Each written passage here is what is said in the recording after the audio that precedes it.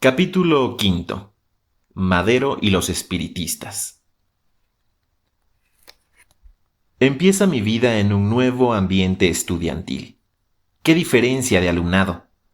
Todos son muchachos de buenas familias, de la clase media o campesina acomodadas, y el lenguaje, los modales, el simpático término de compañero con que nos saludamos, la limpieza de los uniformes, la libertad con que vamos a clases sin gritos de maestros ni silbidos de prefectos, revelan cultura y fraternidad. Entre los maestros está como profesor de francés el señor Eguiluz del Colegio Saint-Marie. No me reconoce, pero me hace recordar los días limpios, inocentes con las monjas francesas. Todo era como retorno a un mundo mejor, pues aunque mis compañeros de las primarias no tenían la culpa de ser vulgares y deshonestos, con las naturales excepciones de algunos que tratábamos inútilmente de mantenernos decentes, yo ya me había resignado a ser como ellos, entre estudiantes. El hallarme con esta juventud decente que provenía de las más ricas familias del país era un descanso. Había algunos que componían versos y otros que cantaban acompañándose al piano sin que los demás hicieran burla de ellos.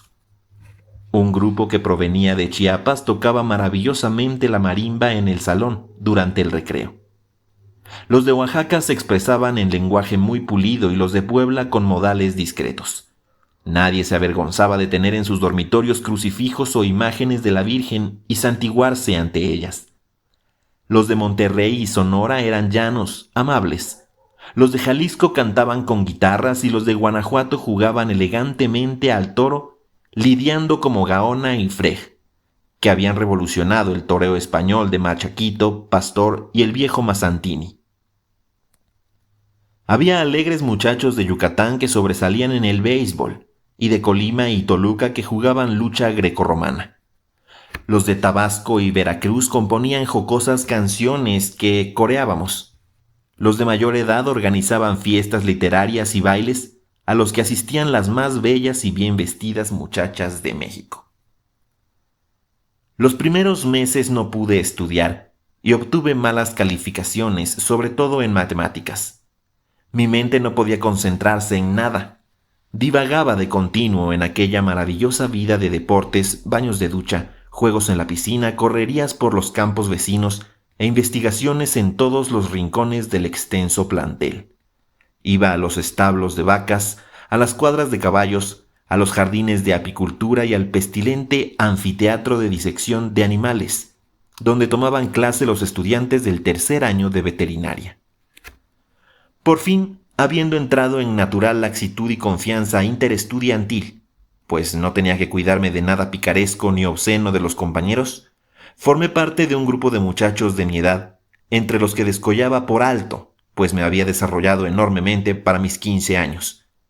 Con ese grupo logré aprovechar un poco el tiempo estudiando sobre las ramas de unos árboles alejados del edificio central, donde con alambres y lazos, pasto y hojas secas, varias generaciones de alumnos habían construido lo que todos conocían con el nombre de las hamacas.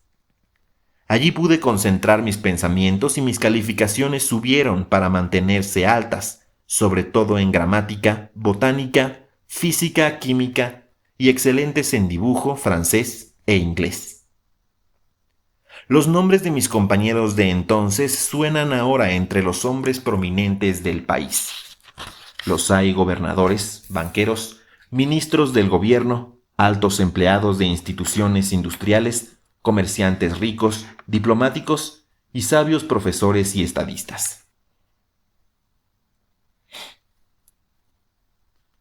En el tercer piso de la casa de la calle de la Moneda, donde continuamos viviendo, hay una escuela para señoritas que dirige una profesora de Tabasco llamada Adela. Hay varias muchachas internas bien vestidas que a menudo salen de paseo en coche con sus familiares. Dos de estas muchachas han hecho amistad con mi tía Carlota, que por influencias de Juanita está empleada en el departamento de alta costura de El Palacio de Hierro. Durante las fiestas del centenario, Carlota le ha hecho compañía a una modista francesa que le prueba trajes a doña Carmen Romero Rubio de Díaz, la esposa del presidente, y sus frecuentes visitas al Palacio de Chapultepec nos las cuenta como viajes a lugares de ensueño. Las amigas de Carlota son Victoria King, hija de un acaudalado comerciante chino, y María Elisa Delgado, hija de uno de los generales del Ejército Federal. Victoria tiene un hermano ferrocarrilero que se va a casar, y como son del interior no tienen amigos para escoger un padrino de boda. Victoria viene a merendar a nuestro departamento y me suplica que sea yo el padrino. Todo será entre gente joven en la mañana del domingo próximo. Iremos a la misa en la parroquia de Martínez de la Torre y después a la comida en la casa de la novia. Yo me quiero excusar. Tengo solamente 16 años y, aunque estoy desarrollado, luzco un bigotito negro y me rasuro la barba que me empieza a crecer. Me parece que ser padrino de casamiento es más propio de un mayor de edad. Además, hace meses que no voy a misa. Y desde que don Jesús Mariote nos llevó a la casa de un compañero suyo, cuya mujer es espiritista, y vimos una sesión en la que habló por la médium nada menos que don Benito Juárez. He quedado impresionadísimo con este fenómeno y por las noches, cuando rezo mi infalible Padre Nuestro, Ave María y Gloria, le pido a Dios la luz necesaria para encontrar una religión que no sea la católica, y en ella el culto que deseo enseñarle a mi pobre, ignorante y sencilla madre, que todavía cree en pamplinas. Por lo tanto, ir a misa y firmar en el acta como católico, cuando ya no quiero serlo, me contiene más todavía que lo ridículo de mi edad. Cuando Carlota insiste con mi madre, no tengo otro remedio que asentir, pero a condición de que conmigo vaya a la misa un compañero de la Baja California llamado Rafael Padilla, a quien he invitado a pasar el domingo en casa.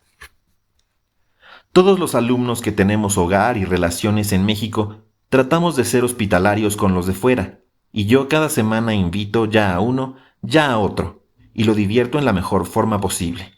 Un casamiento y un banquete no están mal para el domingo de Padilla. No le encuentro solución a mi problema interior. Insisto en no ser católico.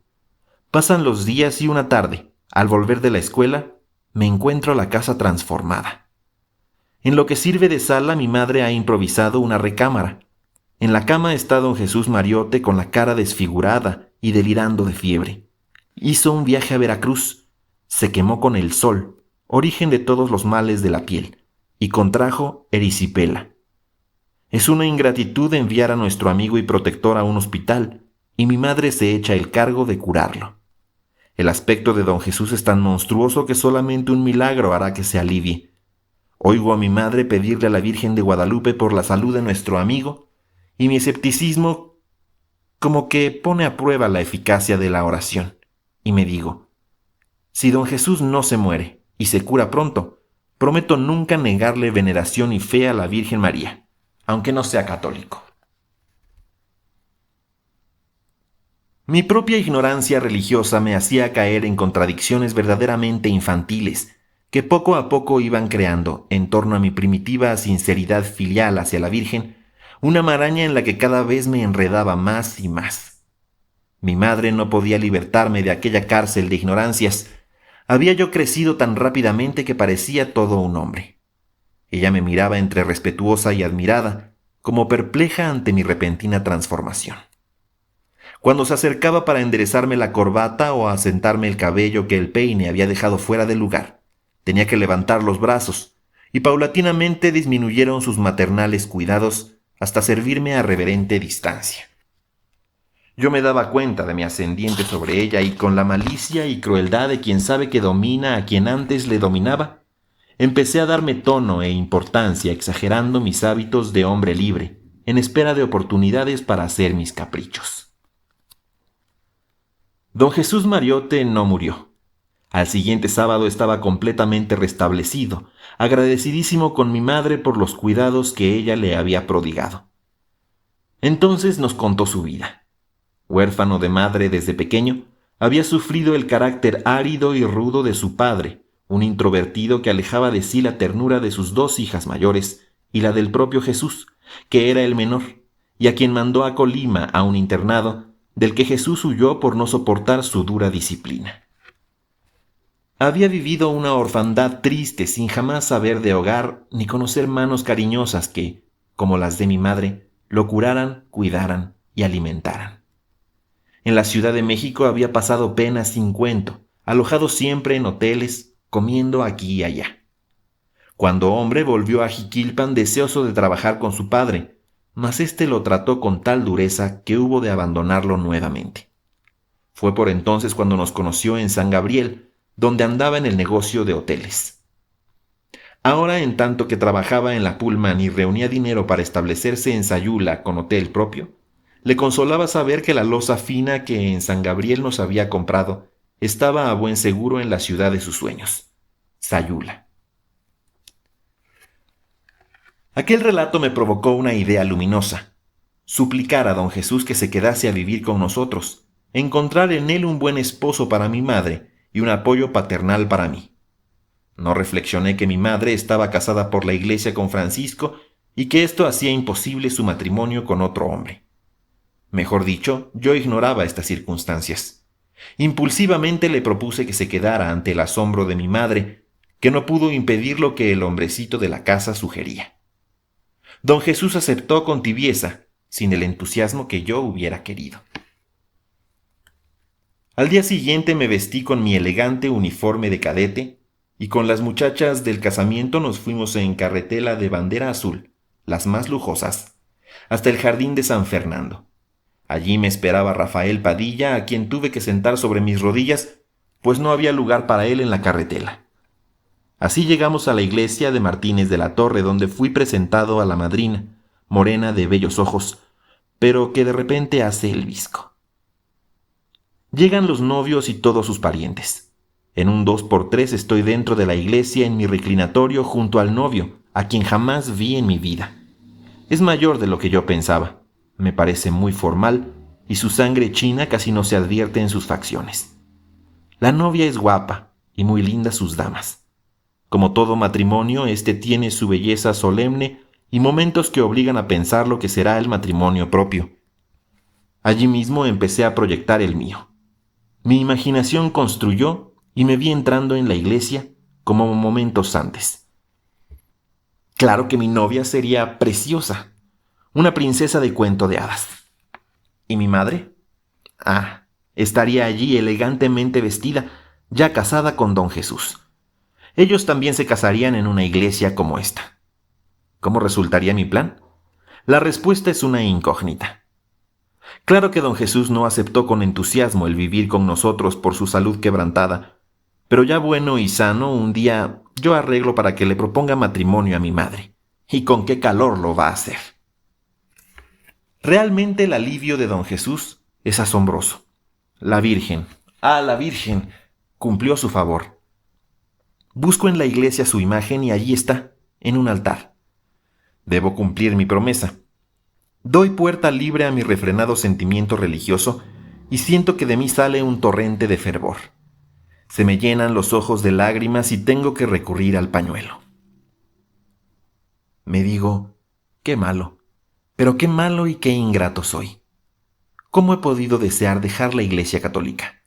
¿Cómo he podido lastimar así el corazón de mi amado Jesús y lacerar el de la Virgen y el de mi madre? Me pregunto por qué los sacerdotes son, como se dice, tan malos y por qué los católicos tan hipócritas. ¿Y yo? ¿No soy acaso peor que todos ellos? La amarga verdad me ahoga con su nudo terrible la garganta. En esos momentos se levanta la hostia blanca en las manos del sacerdote y tengo que adorarla. Sí, la adoro. Y adoro también la sangre en el cáliz. Y con la absurda buena fe de un muchacho ignorante y deseoso de ser grato a Dios y a su Madre Santísima, me hago la promesa de nunca negar que soy católico, pero también la de convertir en templo el mundo entero y no reducir mi culto a un templo. Pobre de mí, que ignoraba lo absurdo de semejante actitud. De la iglesia fuimos a pie a la casa de la novia. Rafael Padilla llevaba del brazo a la más bonita de las damas jóvenes y me cerró el ojo como diciendo, ya cayó. La madrina era una buena pianista. Lo demostró tocando valses e impromptus de Chopin. La música, siempre la música, me atraía y, como suele ocurrir, La admiración que sentía por la inspiración del autor se la entregué a la intérprete con la incipiente galantería de un cadete de 16 o 17 años. Pero qué maravillosamente toca usted. ¿Le parece? Sí. ¿Cómo se llama, señorita? Esperanza Tinajero. Y me volvió a mirar haciendo un poco el bizco. En la escuela de agricultura había habido kermés para celebrar las fiestas patrias y se acercaba un baile con otros festejos. Los compañeros habían comisionado a José Mares, le decíamos el viejo Mares, por tener de 25 a 30 años, para organizar el programa de la velada literario-musical. Yo, con mis luminosas ideas, pensé que aquella era la ocasión para invitar a la pianista. Desempeñaría un número y yo la llevaría del brazo a la plataforma haciendo creer a mis compañeros que era mi novia.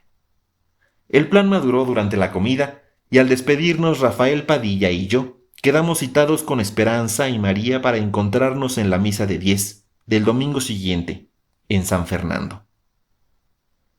Padilla me contó que ya era novio de María Briceño. ¿Y tú? ¿Qué tal con la madrina? Pues yo... No me iba a quedar atrás.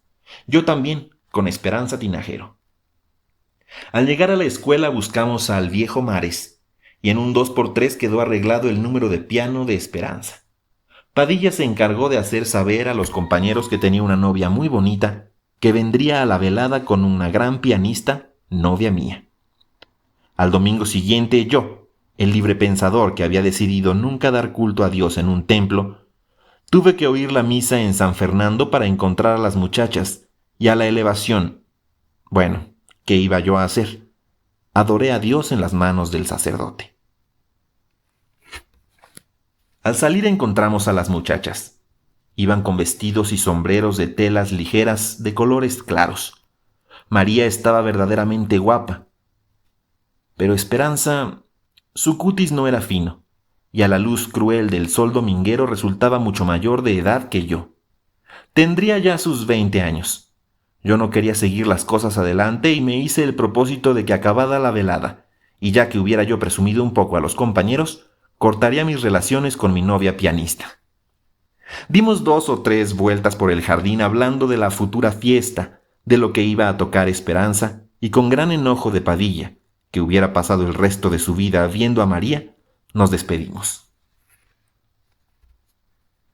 El día del festival yo quería graduarme en todo. Ya era tiempo de que fumara y tuviera novia. Así mis compañeros, sobre todo los más chicos, me tendrían respeto y quizás envidia. Esperé junto a la reja de la entrada más de media hora fumando cigarrillo tras cigarrillo para que al llegar vieran lo mundano que era yo. Padilla fumaba y lo hacía con naturalidad. Yo daba unos chupetes que me hacían derramar lágrimas y toser. Por fin llegaron las novias. Qué orgullo llevar a una mujer del brazo a lo largo de la calzada, ante las miradas, comentarios y codazos de los compañeros. Con los guantes puestos subí a la plataforma y oí el murmullo de los muchachos que decían: «Es su novia». Muchas familias habían venido y también mi madre, Carlota y amigas. Para guardar mi lugar de chambelán me coloqué de pie tras de Esperanza. Mientras estuve en el aire fresco de la calzada no sentí el efecto de los cigarrillos. Pero al colocarme como estatua en el salón cerrado, empecé a sentir mareo, pero mucho mareo. Y momentos antes de que tocara el turno a Esperanza, cubierto de un sudor frío, tuve que salir a tratar de componer. Cuando volví, Esperanza había tocado y el viejo Mares le había entregado un ramo que, colectando fondos, yo había comprado y pensaba darle. Rafael Padilla llevó a sus domicilios a las 2 muchachas, en tanto que yo, enfermo todavía, tuve que irme a casa en carretela de sitio con mi madre y Carlota, sintiéndome el más miserable de los cadetes del mundo. Don Jesús Mariote andaba otra vez de viaje. Perdió el bigote y, rasurado, no parecía tan buen mozo. Permanecía ausente una semana o más para quedarse 1 o 2 días en la casa, de suerte que vivía y no vivía con nosotros. Yo estaba atareado con la preparación de exámenes y estudiaba de noche hasta las 10 o las 11. Una de tantas noches oí que una carretela se detuvo a la puerta y al poco rato subió don Jesús acompañado de un hombre gordo de ojos verdes y pelo entrecano. Ambos traían pesadas maletas que colocaron debajo de la cama de don Jesús. Vi cómo el desconocido contaba hasta 500 pesos y se los entregaba a don Jesús. Pensé que se trataba de un pago de mercancías. Al despedirse dijo el hombre gordo: «Nos vemos mañana en la noche en la casa de la Felipa». No me gustó la manera furtiva como don Jesús se embolsó el dinero al advertir que yo lo observaba. «Vamos mañana a otra sesión espírita con los de Sayula», me dijo, «y avisa a tu mamá que esté lista porque vengo por ustedes a las 7». «¿No va usted a dormir aquí?», le interrogué. «No, salgo de Cabeza Muerta a Perote a las 4 de la mañana, pero regreso en el tren de Veracruz. Nos vemos». Cabeza Muerta quería decir sin pasajeros, con un carro vacío. No le di importancia a nada, aunque pensé que por lo que tenía que estudiar, no iría yo a la sesión espírita. Al día siguiente mi madre me llamó aparte y en voz muy baja me dijo: «¿Viste bien al hombre que vino anoche con don Jesús?». «Sí, mamá». «Ven», me dijo llevándome al balcón y señalándome a un individuo que estaba recargado en uno de los balcones de la Secretaría de Guerra. «Es ese». «Sí, mamá, el mismo. Y ahora que recuerdo, don Jesús me dijo que estuvieras lista para ir esta noche a la sesión espírita en casa de Felipita. Viene a las 7». «Sí, tenemos que ir. Tú vendrás también, pues no quiero andar sola con esos hombres. No sé qué andan haciendo, pero esas maletas que pusieron debajo de la cama contienen algo muy pesado. No las pude mover cuando quise barrer esta mañana». Traté de mover las maletas y efectivamente parecían llenas de piedras. ¿Estarían llenas de dinero? Me lo hacía sospechar la buena cantidad que había recibido don Jesús. Se lo digo a mi madre y ella comenta: «Algo extraño traen entre manos, pues ya van 3 veces que ese hombre viene con 2 más de sombrero tejano a buscar a don Jesús y pretenden llevarse las maletas, pero no se las entregaré hasta que venga don Jesús».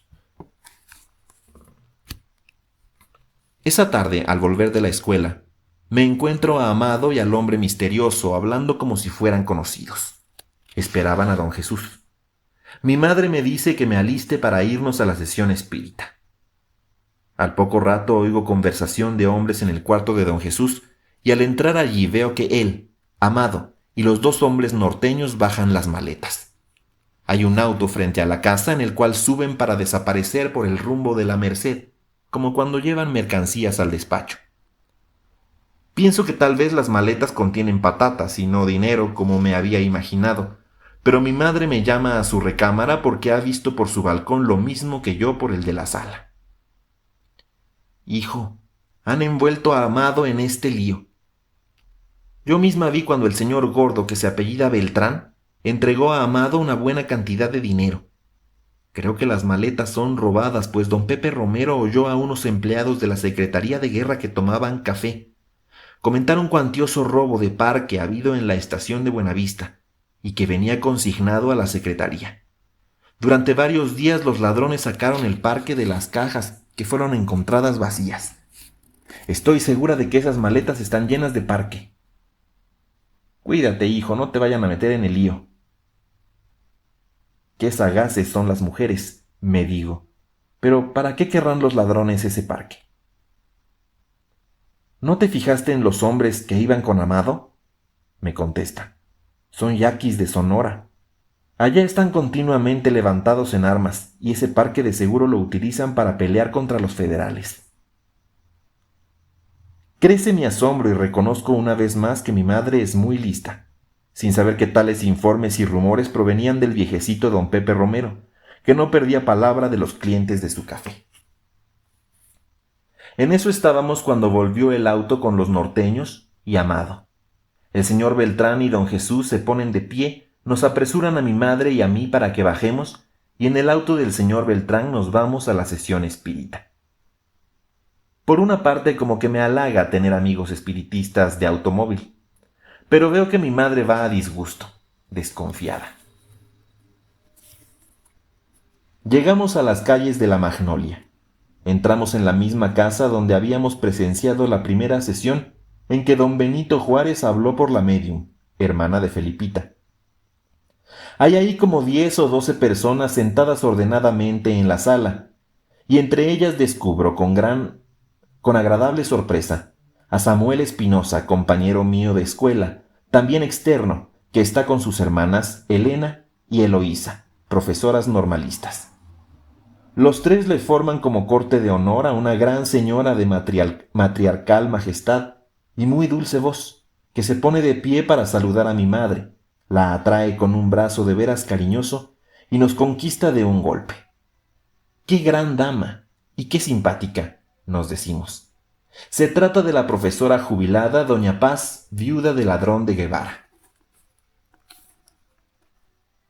Se ordena el grupo para que principie la sesión. Felipita, agradable mujer que por ser de Sayula mi madre y yo estimamos como de la familia, es la directora o magnetizadora. Su hermana Cuca es la medium. Doña Pasecita, que conoce por intuición la afinidad de los espíritus, autoritariamente nos coloca en círculos concéntricos. Estamos los Espinosa, enseguida yo, luego mi madre, doña Pasecita, el esposo de Felipita, junto a este el señor Beltrán y don Jesús, después unas señoritas que le hacen compañía a una señora pálida que mantiene la cabeza inclinada hacia el hombro, como se ve en las pinturas medievales, y que frecuentemente suspira porque perdió a su esposo hace unos meses. Felipita, suplica la recién viuda, por favor llame a mi esposo. Quiero que se comunique y me dé instrucciones. Sí, Teresita, responde la magnetizadora, pero antes vendrán los directores del círculo. Por favor, todos concéntrense y tómense de las manos. Bájese la luz. Más. Así. Una señorita que había colocado sobre una mesa un quinqué de petróleo va bajando la llama de la mecha hasta que la estancia queda casi oscura. Todavía pone frente al quinqué un retrato de familia con marco y tripié para que haga las veces de pantalla y acentúe la penumbra. Tomados ya de las manos, la mayoría cierra los ojos como para una profunda meditación religiosa. Hay una espera. Felipita no ha terminado de fascinarnos con sus ojos penetrantes que, para mayor efecto, se pinta de negras ojeras y líneas, ni ha concluido de dar los pases flúdicos en ondulante movimiento de brazos y manos alrededor de la médium, movimiento que me recuerda a las bailarinas del Principal cuando interpretan danzas orientales. Por fin, la médium palidece y cae en trance. Con la cabeza hacia un lado se desploma, como desmayada, en un sillón. Yo tengo vivísimos deseos de que venga don Benito Juárez. Casi le ruego a Dios que lo mande, del lugar donde está, a ilustrarnos con su sabiduría. ¿Cuál no será mi sorpresa cuando, incorporándose la médium, frunciendo el entrecejo, replegando los labios hasta hacer de la boca una línea recta y de la barbilla contra el cuello 3 papadas, dice con voz profunda: el respeto al derecho ajeno es la paz. Buenas noches, hermanos míos. Si la impresión es general, la mía es extraordinaria. No cabe duda que la fuerza del pensamiento es milagrosa. Yo, con solo mi mente, he logrado que Dios mande a Juárez a abrir la sesión. Ciertamente el espiritismo es maravilloso. Felipita entonces toma la palabra y con acento afable, con dejo tan marcadísimamente jalisciense que mi confianza en Juárez se iguala a la que ella le tiene, dice: buenas noches, señor don Benito. ¿Cómo estamos de agradecidos? Usted siempre tan puntual para abrir nuestras sesiones. Estas últimas palabras bambolean la certidumbre en mi poder mental. No he sido yo quien con el poder de mi pensamiento atrajo al benemérito de las Américas. Pero de cualquier modo, ya él está hablando. Hermanos míos, ya en una ocasión en que el universo entero escuchaba mis palabras, pues de ellas dependía la felicidad de nuestra patria y de la América toda, Dije una frase que ha sido grabada con letras de oro en las páginas gloriosas de la historia.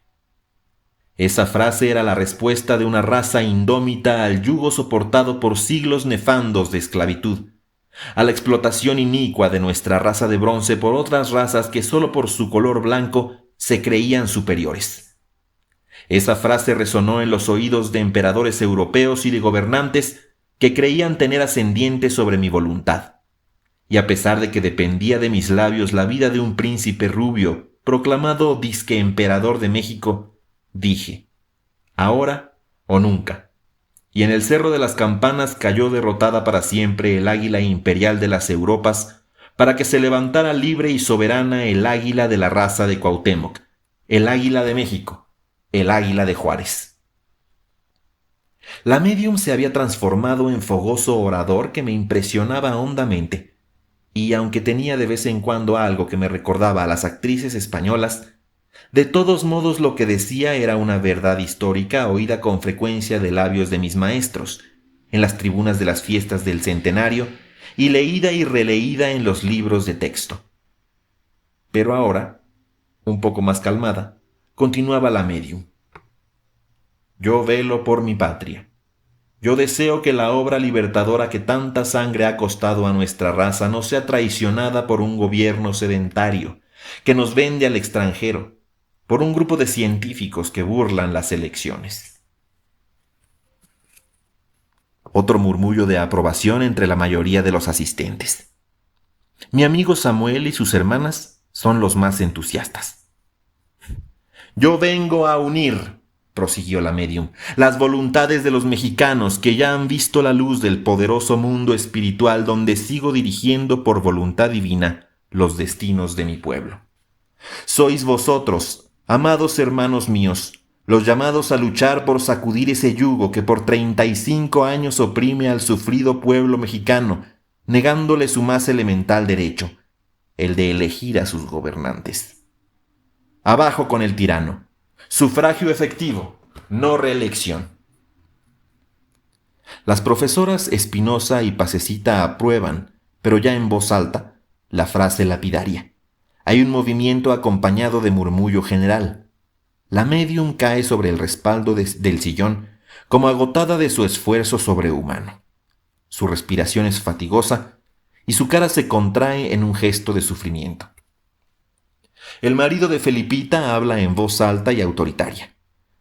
Hermanos, por favor, no suelten la cadena y concentremos las mentes llamando una vez más al espíritu del señor Juárez. Tiene muy importantes cosas que decirnos todavía. Llámalo, Felipa, llámalo. Felipa, con voz suplicante, como quien llama a alguien a quien inconscientemente se ha ofendido, dice con voz lastimera. Señor Juárez, señor Juárez. Y pasa las manos por la cabeza de la médium, que se contorsiona como si la estuvieran maltratando verdugos invisibles. Hay expectación general. Yo estoy verdaderamente impresionado y le pregunto a Pasecita lo que ocurre. Es que un espíritu sufriente tomó posesión de la médium y ha interrumpido la sesión, aclara. Pero no se alarmen, esto ocurre con frecuencia. Concentrémonos, como dice el Señor, concentrémonos. Hay un silencio absoluto. Únicamente se oye la fatigosa respiración de la médium y la voz de Felipita, que periódicamente repite, Señor Juárez, señor Juárez. En un momento dado, Felipita se vuelve a incorporar con la expresión ya conocida de todos. Ahí está. Sí, ahí está. Es otra vez él. Aquí estoy, hermanos míos. No temáis nada. Era el espíritu de un sacerdote católico que trató inútilmente de quitarme la palabra. Ya está atado con cadenas fluídicas que le impedirán moverse por cientos de años. Pobre hombre. Ahora ve lo inútil de su obra nefasta y engañosa. Sufre mucho, pobrecito. Tengamos piedad de él. Roguemos al gran arquitecto que pronto le permita ver la luz y arrepentirse de todo el mal que hizo. Siento que una corriente fría de terror pasa por mi espina. Elena Espinosa empieza con voz dulce y trémula una oración que me impresionó tanto que a la primera oportunidad le pedí copia y me la aprendí de memoria. Solamente recuerdo la primera parte. Dios inmenso, raudal de amor, fuerza poderosa que sostienes los mundos e iluminas los espíritus con tus luces eternas, ten piedad de nosotros. No somos átomos perdidos en la inmensidad de tu creación. Somos tus hijos predilectos, predestinados por tu amor para gozar dichas eternas. Era una oración parecida a las que yo había leído en devocionarios católicos, pues continuaba pidiendo siempre a Dios que nos oyera, que no nos abandonara en las tinieblas y nos llevara al goce de su eterna gloria. La voz de la maestra es aún más impresionante que la de la médium que, con los brazos en alto como Moisés, se mantiene respirando fatigosamente. Al terminar la oración dice la médium: «Habéis hecho, hermanos míos, una gran obra de caridad. Esa oración ha puesto en sopor el espíritu sufriente del pobre sacerdote, que ahora ya no sufre. Pero hay que darle luz. En alguna de las próximas sesiones yo mismo lo traeré aquí para hacerle ese beneficio eterno. Hay que hacer el bien a nuestros enemigos», dijo el gran maestro. «Pero el objeto principal de esta sesión no tiene que ser destruido por interrupciones de las fuerzas de las tinieblas. Y yo os conjuro a que todo lo que os voy a revelar permanezca en secreto hasta que llegue el momento de la liberación. Ninguno traicione, pues, la confianza que en estos momentos deposito en este grupo de hijos de la luz».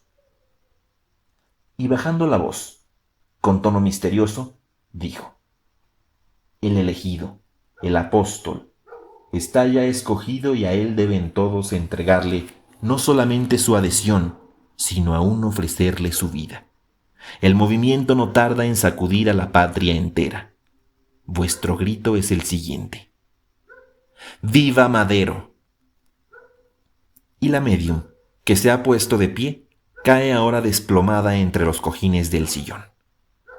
Cuchicheos y murmullos de entusiasmo sacuden el ambiente. Felipita mueve sus manos como dos mariposas morenas sobre la cabeza de la médium para despertarla. La luz va subiendo poco a poco. Pasecita y Las Espinosa, como niñas de escuela que acabaran de recibir una noticia gratísima, se frotan las manos y sonríen entusiasmadas. Los dos círculos de afuera ya están de pie y solo se oye la voz de la pobre viuda Teresita que suplica: «Todavía no, por favor, todavía no despierten a la médium, que deseo hablar con mi esposo». Pero ya la médium despertó. Está como quien ha pasado por una cámara de baño ruso, sudando, desgreñada. Todos sudamos y el ambiente es sofocante. Empiezan los comentarios y el murmullo aumenta hasta que lo domina la fuerte voz del esposo de la Felipa, que dice: «Hermanos, hemos sido altísimamente honrados por el señor Juárez y nuestros hermanos del espacio. Los espíritus benéficos van a protegernos de todos los peligros por los que vamos a pasar. Esta reunión es como las de los primeros cristianos en las catacumbas de Roma. Fraguamos la libertad de la patria a sabiendas de que nuestra vida y hacienda están en peligro. Vamos a tener necesidad de comunicar órdenes secretas a todos en un momento dado.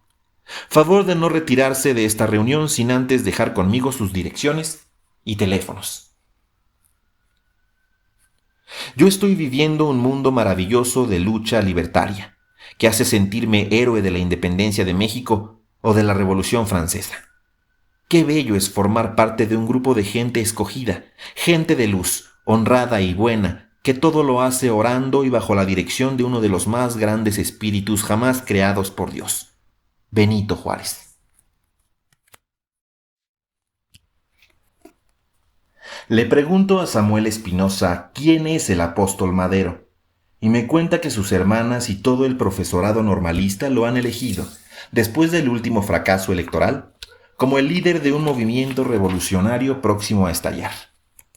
Todas las mentes jóvenes y todos los hombres de valer intelectual y pantalones bien fajados se están inscribiendo en los grupos revolucionarios, y como el señor Madero es espiritista, para lograr la unión política con la del espíritu, la mayor parte de los simpatizadores están abandonando la ñoña religión católica para ser espíritas.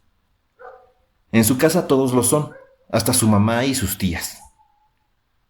Esta gran señora, doña Paz Gómez, viuda del ladrón de Guevara, una de las más lúcidas mentalidades del profesorado mexicano, y sus 3 hijos, son espiritistas, como lo había sido el ilustre médico ladrón de Guevara.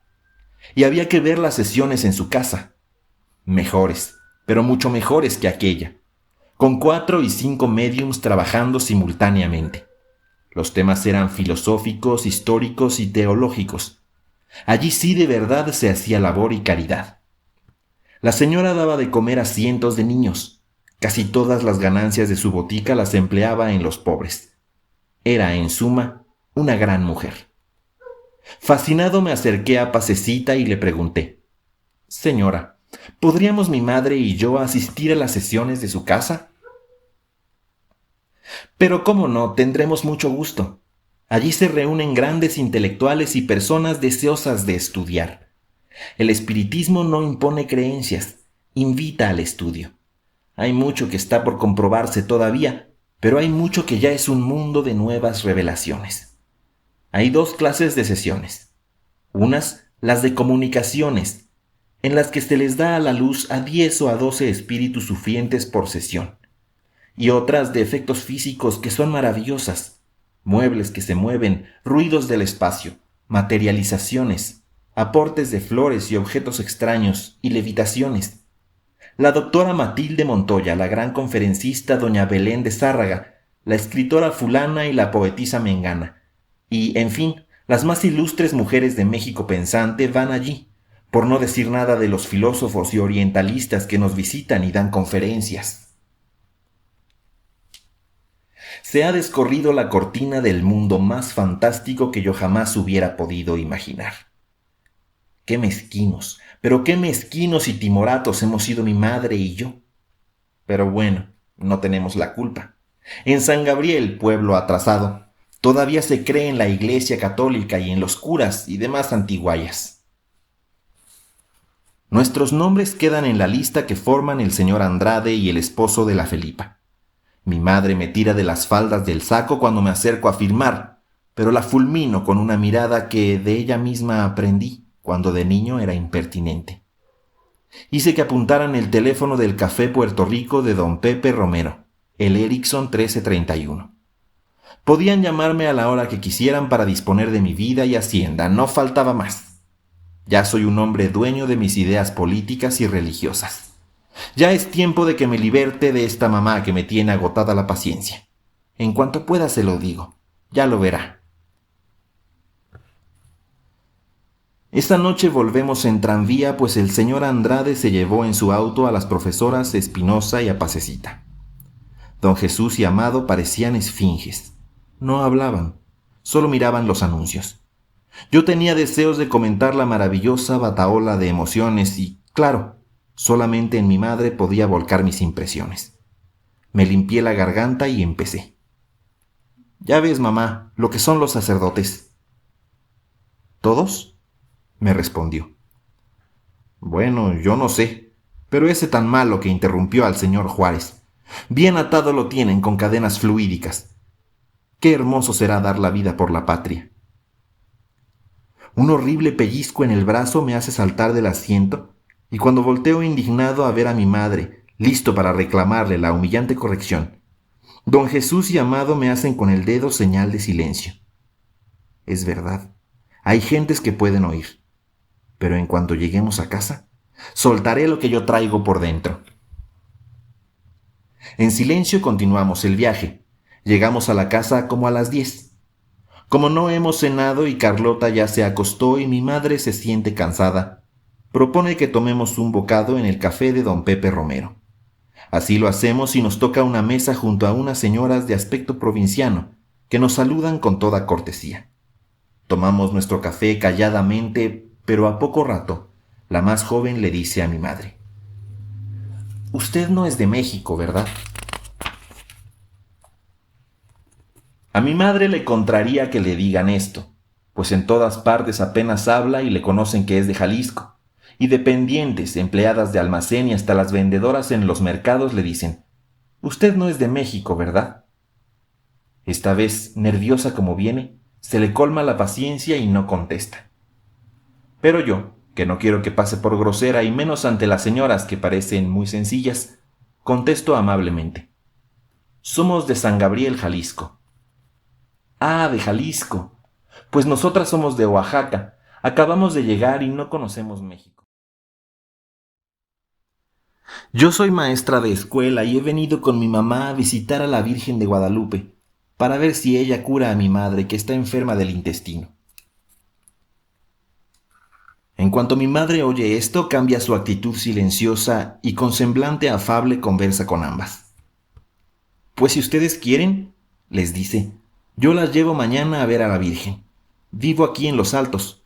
Podemos ir después del desayuno en un tranvía que tomaremos frente a la catedral. La conversación se anima y don Jesús, Amado y yo subimos a acostarnos. Tarda mi madre un buen rato en subir. Estoy tan fatigado por las emociones que apenas siento cómo furtivamente entra a acostarse. Ya mañana habrá tiempo para hablar sobre el tremendo plan de liberación que yo me traigo. Mis estudios en agricultura sufren un colapso cuando más necesitaba concentrarme en ellos. Me divago en el disolvente credo del espiritismo. Mi amistad con Samuel Espinosa se estrecha al grado de que decido estudiar con él de noche y así preparar bien mis exámenes. Le pido permiso a mi madre para dormir en la casa de las profesoras Espinosa, pues solamente así podemos, Samuel y yo, digerir el programa de repasos que vamos a hacer cuando sus hermanas duerman, y llegar a tiempo para la formación en que pasan lista por la mañana, antes de la primera clase. Mi madre sale derrotada por primera vez en su vigilancia, y no tiene más remedio que concederme el permiso cuando, con aire de gran importancia, le comunico el plan. Está bien, dice, si es para que cumplas con tus estudios. Acuérdate de que has obtenido premio en todos tus años y sería penoso que no lo ganaras ahora, con el buen plan de preparación que tienes. Por primera vez no duermo en mi casa, y aunque de verdad Samuel y yo tenemos la mejor intención de estudiar duro, él no es un buen estudiante. Prefiere tocar de oído el piano y me hace escuchar por horas las melodías que compone, todas en el mismo tono. Y con su hermana más joven, Celia, una joven guapa que es taquígrafa y mecanógrafa, aprendo el tango argentino, que está de moda. El estudio empieza a las 10:30 para acostarnos, aturdidos, a la 1. A los 2 o 3 días comprendo que el plan no va a dar resultado y le propongo a Samuel que cada quien estudie por su cuenta. El señor Beltrán, que tiene muy buenos amigos en el gobierno, le consigue a Amado una plaza como guardabosque de Chapultepec. Su cuartel está en el Molino del Rey, desde donde se custodian la fábrica de pólvora y el castillo, en el que vive el presidente Porfirio Díaz. Hay además una guardia presidencial. Yo, que conozco las actividades de Beltrán, entro en curiosidad y una tarde, después de mis clases, voy a hablar con Amado, al que encuentro conversando con una mujer morena en un pasillo del cuartel. No puedo abordarlo para informarme del plan o conspiración que sospecho, pero cuando llego a cenar a la casa le cuento a mi madre a dónde fui y lo que vi. Es entonces cuando me revela mi madre que está sufriendo un calvario, porque ha averiguado todas las actividades revolucionarias, no solo del señor Beltrán, sino de un individuo joven que ha venido a buscarme insistentemente y me ha dejado 3 comunicaciones para un plan al que ella se opone. El nombre del joven es León Osorio, que con Beltrán y otros hombres del norte pretenden colocar, detrás de unos biombos perforados que hay en nuestras habitaciones, 2 ametralladoras que guardan en el despacho de la Merced. El puesto de Amado en el cuartel de guardabosques es para que se enseñe a manejar ametralladoras y esté en contacto con un grupo de trabajadores de la fábrica de pólvora y municiones que en un día determinado atacará simultáneamente el Colegio Militar de Chapultepec, el cuartel de la Guardia Presidencial y el de guardabosques, donde hay gente adicta, para hacer prisionero al presidente. Nosotros desde la casa, al igual que otras personas en diversas partes de la ciudad, tomaríamos parte en el ataque que tenía como objetivo apoderarse de los edificios del gobierno, especialmente del Palacio Nacional y de preferencia de la Secretaría de Guerra. Las noches que dormí en casa de Samuel hubo en la mía 2 juntas para planear el emplazamiento de las ametralladoras, y los complotistas preguntaron por mí y ofrecieron mandar al siguiente día al joven León Osorio, que se identificaría como elemento confidencial del movimiento y me daría instrucciones. Esa misma noche debían volver y mi madre no quería que me encontrasen. Llorando me dijo que con las señoras de Oaxaca había ido a la villa de Guadalupe y que estaban haciendo una novena a la Virgen por la salud de la anciana enferma y para que yo me librara del grupo de complotistas. De no haber sido por sus lágrimas, que verdaderamente me conmovían, yo hubiera estallado de cólera. 2 circunstancias me hacían sentirme en ridículo: no tomar parte activa en la defensa de mi partido, pues me sentía revolucionario, y ver que no obstante las maravillosas demostraciones de la luminosa verdad del espiritismo, presenciadas no solo en la sesión de la Felipa, sino en las de doña Pacecita, todavía no se iluminaba la mente de mi madre, que andaba con novenas a la Virgen de Guadalupe. ¿Qué hacer con una madre tan sencilla y poco ilustrada? No lo sabía, pero ahí estaba ella llorando sobre mi pecho, y pese a todo, era mi madre, mi pobrecita madre. En esa escena estábamos cuando llamaron a la puerta. Entré en mi recámara y entonces mi madre, con una energía que jamás sospeché en ella, me ordenó: «Usted de aquí no sale». El que llamaba a la puerta era don Pepe Romero. Momentos después oí que conversaba animadamente con mi madre y que ella exclamaba: «Dios mío, Virgen Santísima». Pero como sus instrucciones habían sido terminantes: «Usted de aquí no sale», pues yo no salí. Se marchó don Pepe y mi madre entró en mi recámara con el periódico en las manos. Era la Extra, con la noticia de haber sido descubierto en Puebla un complot revolucionario. Aquiles Cerdán era el nombre del líder y se defendía con un grupo de valientes en la casa en que tenía almacenadas las armas para el movimiento revolucionario. Tuve que tragar gordo cuando mi madre, mostrándome el encabezado de la Extra, me dijo: «Es así como quieres que terminemos nosotros».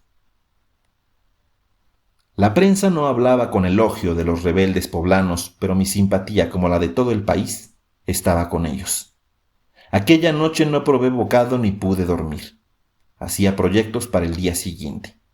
Fingiría irme a la escuela, pero me huiría para no volver. Me iría al norte o a Puebla, a donde quiera que hubiese revolucionarios para ofrecer mis servicios. Me levanté muy temprano y salí a buscar un diario. En el Café Puerto Rico encontré a don Pepe leyendo uno.